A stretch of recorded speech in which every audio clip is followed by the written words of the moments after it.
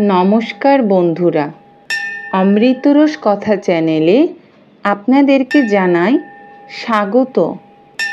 বন্ধুরা, আজকে আমরা এমন এক কাহিনী শ্রবণ করব যেটা শুনলে আপনারা বুঝতে পারবেন বৈষ্ণব সেবা দিলে কি হয় বা বৈষ্ণবের সেবা করলে কি ফল পাওয়া যায়।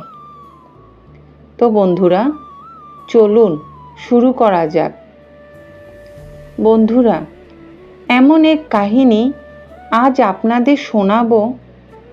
সত্যি বলছি, আপনাদের মন পরিবর্তন হবেই হবে। তাই আসুন জেনে নিই বৈষ্ণব সেবা দিলে কি হয়। একটা ছোট্ট কাহিনী আমরা শ্রবণ করি।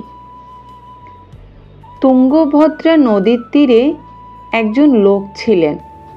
তার নাম ছিল কটাল। এমন কোনো পাপ কাজ ছিল না যে সে করেনি। অনেক পাপী ছিল সে। লিখতে লিখতে যমরাজের খাতার পৃষ্ঠা বাকি ছিল না।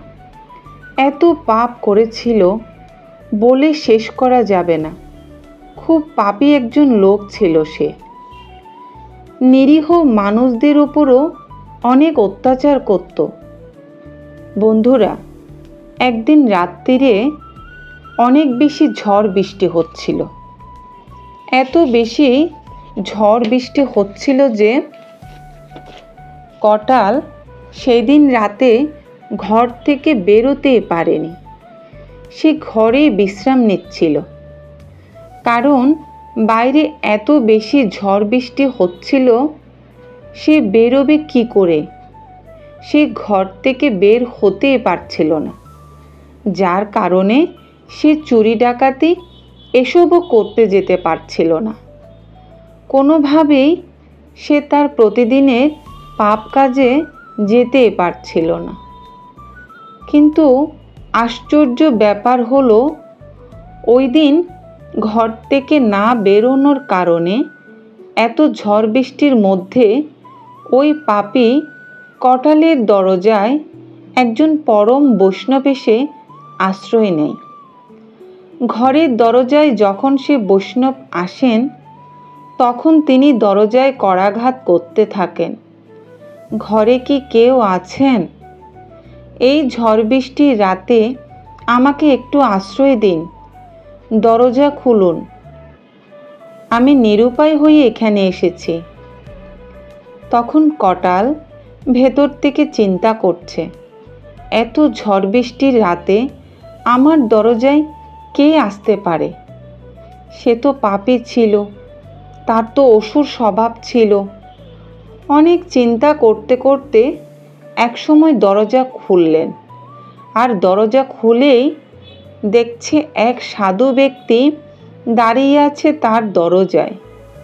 তখনও কটালের মধ্যে ওই ধরনের কোনো জ্ঞানই ছিল না। কি সাধু, কি বৈষ্ণব, আর কে সাধারণ ব্যক্তি। হঠাৎ তার মনে সাধুকে দেখে দয়া হলো, অনেক মায়া হলো। তখন কটাল কি করলো জানেন বন্ধুরা? তখন সে কটাল লোকটাকে ঘরে ডেকে এনে চেয়ারে বসতে দিল। এরপর কটাল নিজে গিয়ে ঘুমিয়ে পড়ল। এরপর ঝড় বৃষ্টি যখন থেমে গেল, সে বৈষ্ণব চলে গেল। এর কিছুদিন পর কটালের মৃত্যু হলো। মৃত্যুর পর যমদূতেরা তাকে যমালয়ে নিয়ে গেলেন।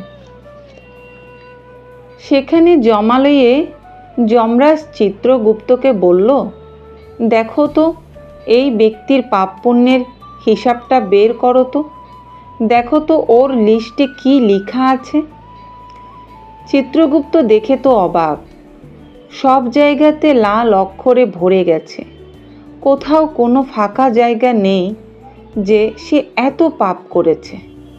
খুঁজতে খুঁজতে হঠাৎ চিত্রগুপ্তের চোখ পড়ে একদম শেষের দিকে। নিচে নীল কালি দিয়ে একটু লেখা আছে।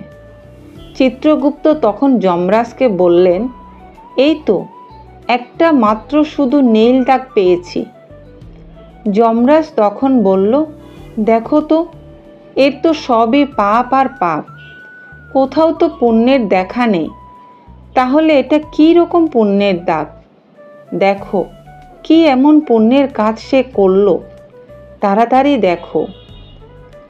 চিত্রগুপ্ত তখন দেখে বলল, প্রভু, এত একজন বৈষ্ণবকে তার ঘরে আশ্রয় দিয়েছিল। এই একটাই পুণ্য কাজ সে সারা জীবনে করেছে। যমরাজ তখন বলল, আচ্ছা তাই নাকি?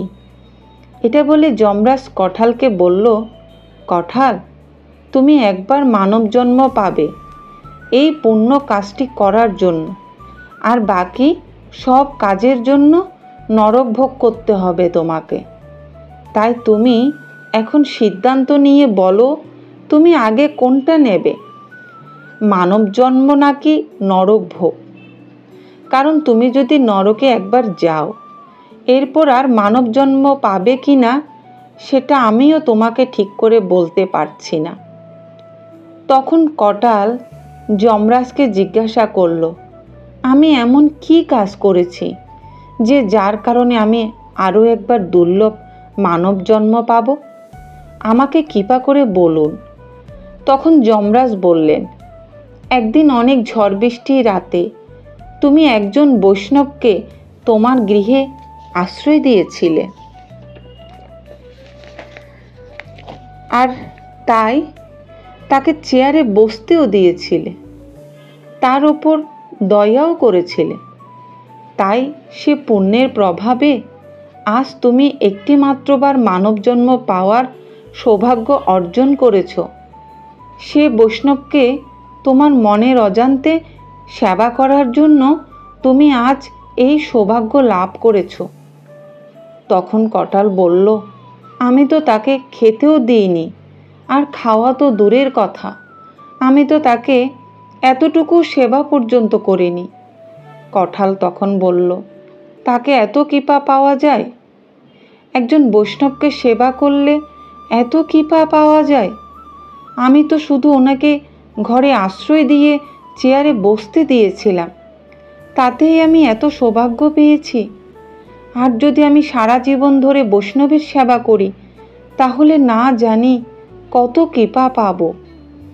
তাই আজ সুযোগ যখন পেয়েছি, তাহলে হে প্রভু, হে যমরাজ, আমি আগে মানব জন্ম নিতে চাই।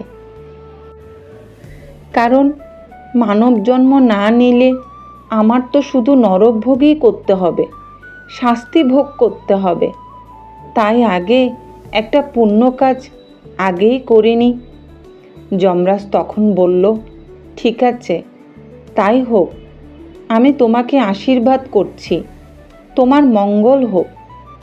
কঠাল তখন বলল, হে প্রভু যমরাজ, আপনি আমাকে এই আশীর্বাদ করুন, আমি যখন মানব জন্ম নেব তখন আমার ভেতরে যেন আত্মজ্ঞান প্রকাশ পায়, আমি যেন বৈষ্ণবদের কোনো নিন্দা না করি, বৈষ্ণব চরণে যেন কোনো অপরাধ না করি, বৈষ্ণবদেরকে সম্মানের সহিত ভক্তি ভরে যেন সেবা করতে পারি। যমরাজ তখন কটালকে তথাস্তু বলে বললেন, ঠিক আছে, তাই হবে। যমরাজের কথাই সেখানে প্রাধান্য পায় বেশি। তাছাড়া কঠাল যখন বিষ্ণু ভক্তদের সেবা করতে চাইছে, এখানে তো বাধা দিতে পারবেন না। ভগবান বলেছেন, যখন কেউ একাগ্র চিত্রে ঘরে বসে মনে মনে আমার নাম স্মরণ করে, তখন আমি তার হৃদয়ে বাস করি। আবার কেউ যদি মৃত্যুর সময় বিষ্ণুদূতের চরণে নমস্কার জানাতে পারেন, তার আয়ু তৎক্ষণাৎ বৃদ্ধি পায়। এই সুযোগ একবার একজন শুধুমাত্র পেয়েছিলেন, সে হলো ভক্ত অজামিল। বিষ্ণুদূত ও যমদূতের মধ্যে এটা নিয়ে অনেক কথা কাটাকাটি হয়, সেটার কারণ অজামিলকে নিয়ে। এরপর কঠাল যখন মানব জন্ম নিলেন, তখন সে বৈষ্ণব সেবা করা শুরু করলেন। কঠাল যতবার বৈষ্ণবদের সেবা করে, ততবারই তার পাপ একটু একটু কমতে শুরু করে। এভাবে একসময় তার পূর্বজন্মের সমস্ত পাপ ক্ষয় হয়ে যায়। এরপর তার পুণ্যফল শুরু হলো।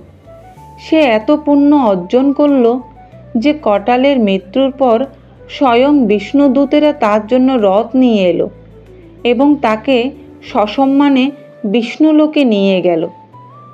বন্ধুরা, একবার ভাবুন, সামান্যতম শুধুমাত্র সারা জীবন বৈষ্ণব সেবা করে কটাল পাপী থেকে ভক্তে পরিণত হলো।